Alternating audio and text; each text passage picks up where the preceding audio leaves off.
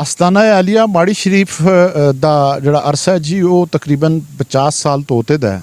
ਇੱਥੇ ਦੇ ਜਿਹੜੇ ਵੇਲੇ ਬਜ਼ੁਰਗ ਸਾਡੇ ਇੱਥੇ ਤਸ਼ਰੀਫ ਲਾਏ ਇਸ ਤੋਂ ਪਹਿਲੇ ਬਜ਼ੁਰਗ ਸਾਡੇ ਇਹਨਾਂ ਨੇ ਬਾਕਾਇਦਾ ਸਾਹਮਣੇ ਪੱਜਾ ਸ਼ਰੀਫ ਹੈ ਉਹ ਸਾਹਮਣੇ ਨਜ਼ਰ ਆਉਂਦਾ ਹੈ, ਉੱਥੇ ਜਨਾਬ ਨੇ ਚਿਲਾ ਕੀਤਾ ਹੈ और जनाब आप की बैत कश्मीर तो अंदर है लेकिन आप तो सारे का सारा फैज़ बाबा लाल शाह बाजी सुरासी शरीफ वाले जड़े उन्हों की तरफों मिलिया है और उन्होंने दी डिप्टी लाई है। जनाब पहले स्कूल टीचर है, फिर इमाम भी रहे, उन्हें डिप्टी लाई है कि तू वंज के लोगों की खिदमत कर।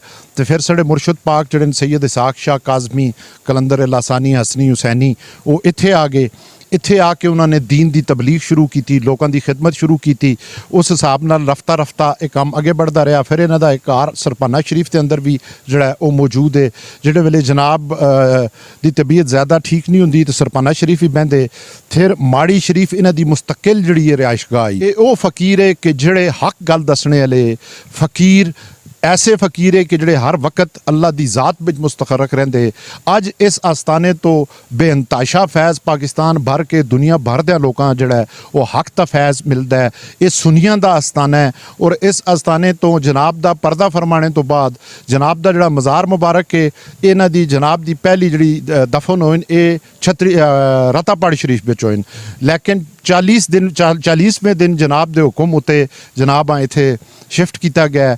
अज इस आस्थाने उत्ते जनाब के 4 साहबजादे सैयद इसाक सानी और उस तो बाद जनाब गायबा बाजी शाहबुद्दीन सरकार और इस वक्त सजादा नशीन सैयद सुल्तान शाह काज़मी जड़े मदजुल्लाह अलैह ओन और वो अज ही अपने वालद के नक्शे कदम से चलते हुए मखलूक खुदा की खिदमत करते हैं, लोगों रूहानी फैज़ भी देंगे।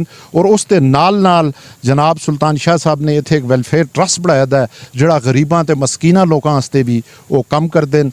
ये इस आस्थाने की निस्बत है ये हसनी और हुसैनी आस्थाना है कि ये मौला हसन और हुसैन दोवां नाल इन्हां दा जिहड़ा रिश्ता है वो जिहड़ा मौजूद है वो जुड़िया दा है और इन्हां दी डायरैक्टली निस्बत मौला अली सईदा फातिमा तो ज़हरा आका अलैहिस्सलाम नाल है।